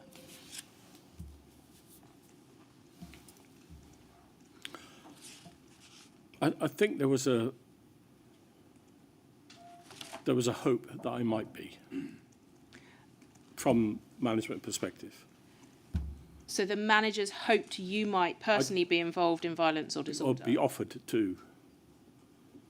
I just want to unpack that a little bit so I understand. Sorry? I just want to Yeah, ask you a few more questions to make sure that your evidence is understood. Yeah, So you thought that your managers Yeah. had a hope yeah, that whilst you were deployed, members of the BMP might invite you to partake in violence or disorder. yeah, something horrible. Yeah, yeah. And how did you come to that understanding? I don't really know. I don't really recall how I came to it. Let me ask you this, for example. Yeah. Did your managers ever discuss with you what you should do if you were offered to partake in violence, criminal violence? No, not at all. But they didn't need to, if you get what I mean. Why did they not need to? Well, because I wouldn't do it. So, acting undercover within the BNP, Yeah. if you had been invited to take part in, let's say, a counter demonstration, as you describe it, where the hope was inflicting violence on the left wing, Yeah. are you saying you would have declined the offer? No, I would have gone along to witness it and to report on it, but not taken part in any violence. And how did you envisage it would be possible to turn up and witness it without accepting the offer of taking part?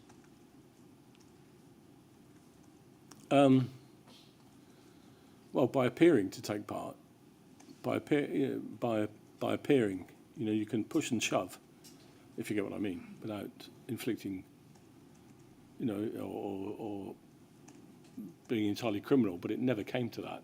It's not something I mentally pursued, if you understand what I'm saying, because it never arose. You didn't think about it in advance in case it were to arise? No, not really. I mean, if it was going to be a singular act, like, do you want to come with me tonight and beat the crap out of somebody, then I would have said yes, but I wouldn't have gone. I would have thought of something else. But I would be. My job would have been to obtain as much details and from it, if you understand what I mean. So it's not just I'd go so far as to yes, but not. I ain't going to do it. I'll come up with some excuse. Car's broken down, whatever. Are this sort of line of thinking about maybe having to avoid becoming involved in violent activity in that way? Again, was that something that was discussed between you and your managers before you deployed? No. Or were you left to think of that yourself? Yes, left to think about it yourself. Yeah. Were you given any guidance about what to do if you found yourself arrested? I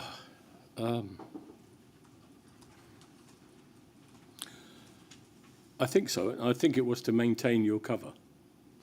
And so that meant continue to use your cover name and details? Yeah. That would involve lying to the police, wouldn't it? Yes, it would, yes. But you weren't. You could only do it to the police. There'd be absolutely no chance of you appearing in court and under that and lying in court as to who you were. Why do you say that? Well, because that was the instruction From whom? from the management. There's absolutely no way.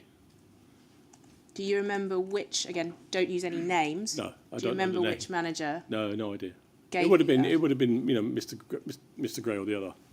Or HM 109 Indeed. or HN 86? Well, 109 because you recall him being yeah. present before you deployed yes. rather than afterwards. Rather than afterwards, yeah.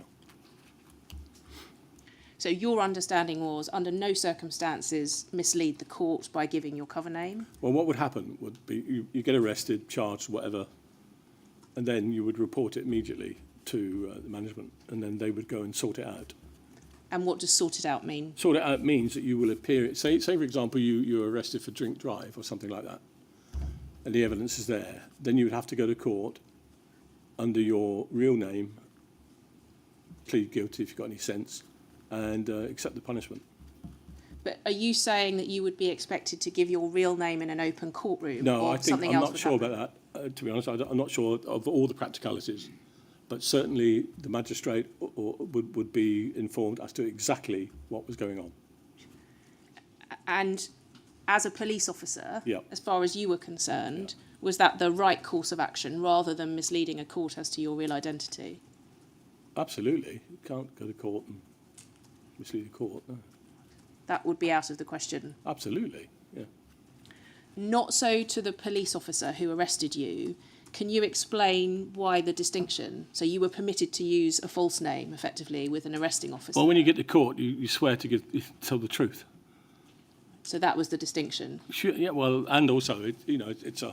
I don't know what the term is. I mean, it's an office of state. You can't. There's no way that you can have one organisation misleading another. Right. I'm going to turn now more generally to topics of guidance, training, things like that before you deployed, all right, having asked you specifically about that. I think you say in your witness statement that there was no formal training whilst you were in the back office. Is that right? That's correct. And you also say that you believe all of your pre-deployment knowledge was gained through discussions with the officers already in the field. Yes, yeah. Is that a fair summary? Yes, yeah. Were discussions with managers, did they form any part of the training and guidance, such as it was? I don't recall, to be honest. Can we pull up your witness statement, please? Page 6, paragraph 25.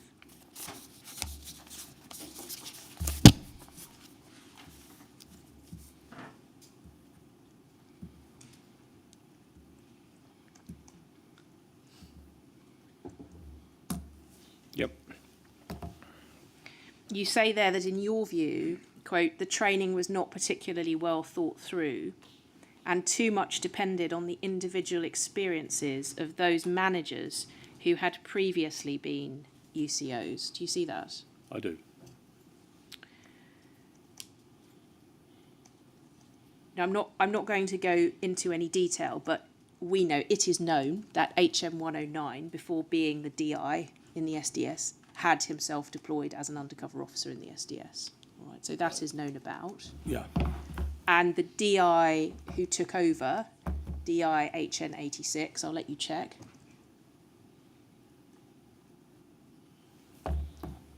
He had also at some former time been deployed as an undercover officer in the SDS. Yeah, so I looked puzzled because I knew that HN6 had been, but I wasn't so sure. I didn't really... HN86? Yeah, I knew him, that he had. I wasn't so sure about 109. You've anticipated my question. I was going to ask whether you knew that. No, I don't think I did, to be honest.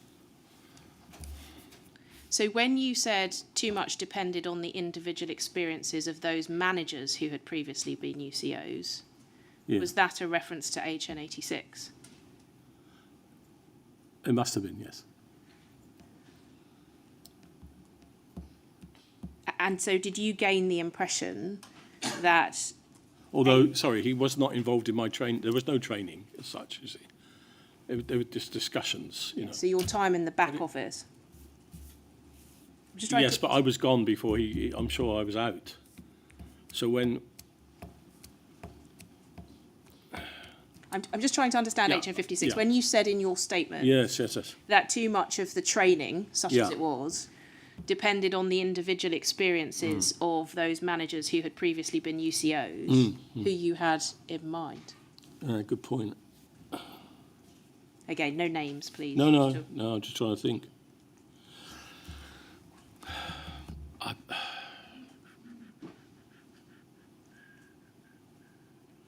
I'm sorry, I just can't.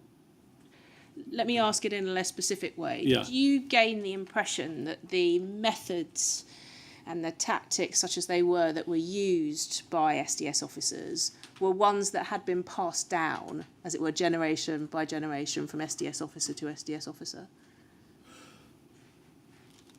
No, not really. I say that because it's like the police service in itself. Over a period of years, attitudes and practices change. And I'd say that was exactly the same in the SDS. I think you agreed a moment ago with what's in your statement that your pre-deployment knowledge was gained through discussions with undercover officers then deployed, correct? Yes. So in that sense, your learning came handed down from the officers who had gone immediately before you. Unfortunately, they weren't in my group. They were not from my group. I'm not going to ask you about No, the I know. groups But of what other I'm saying officers. is, it wasn't relevant to me. Somebody, on the left wing, his experiences and what he had to go through to obtain intelligence would have been different from mine completely. So it might have been interesting, but not relevant. Step back from the group specifically. learning, for example, as to what to do if you were arrested or what to do if you were invited to take part in crime. Was that sort of learning passed down to you from undercover officers? Yeah, unfortunately, you make it sound like a lecture. It isn't. It's like a cup of coffee chat. Okay, you give us an idea. So a cup of coffee chat. Yeah, this is what happens. All right, got it. Chats maybe at the pub? No, probably no. Be in the office, something like that. Okay. At the meetings that you attended? No, they would all know. They would be very familiar with that sort of. If they were out already, they would know. Yes, but I'm trying to understand in what circumstances your chats with the officers took place. Would it have been at the twice-weekly meetings? No. Whilst you're in the back office preparing to go out, that might have come up. But whilst you were in the back office preparing to go out, yes, you attended the twice-weekly meetings, didn't you, even though you weren't already deployed? Yes. And were those meetings an opportunity for you to have chats of that nature with the officers already deployed? Not really, no. So if you were picking these things up in the back office, not at the meetings, you would have been picking them up from the management staff, wouldn't you, rather than the deployed officers? And also, there were 2 or 3 sergeants that were employed in the sort of clerical backup. Right, so you obtained information from them about I'm sure I must have done, about matters and what have you, Just before I go to ask you some questions about the meetings, if we have time, can I just ask you to look at a document? So I'm afraid it's not in your hard copy bundle. It's the annual report for the SDS for the year 1990 to 91, MPS 0728958.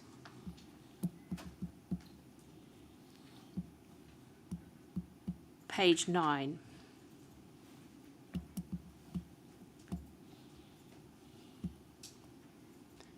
Before I ask you about the detail HM56, and whilst that's brought up, were you aware that each year, whilst you were deployed or whilst you were part of the SDS, a report was being written by the DCI of the unit, the Detective Chief Inspector, about the unit's activities?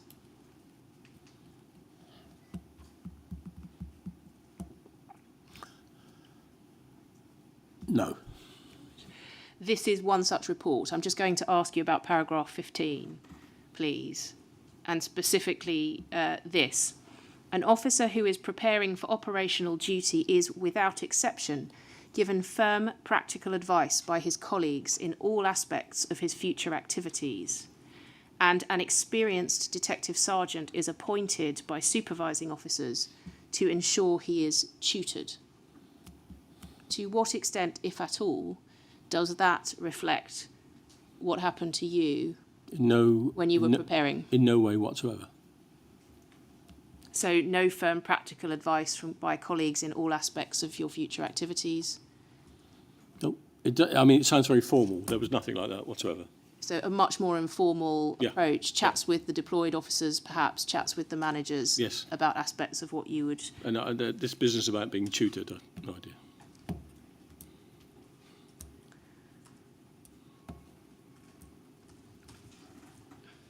So we've had a number of fairly lengthy breaks, but I'm about to move on to a relatively detailed topic. So I wonder whether we could break slightly early and come back. Yes. Slightly early. Very well. We'll break now. My watch says it's 6 minutes to 1. If that's right, we'll start again at 6 minutes to 2. Thank you.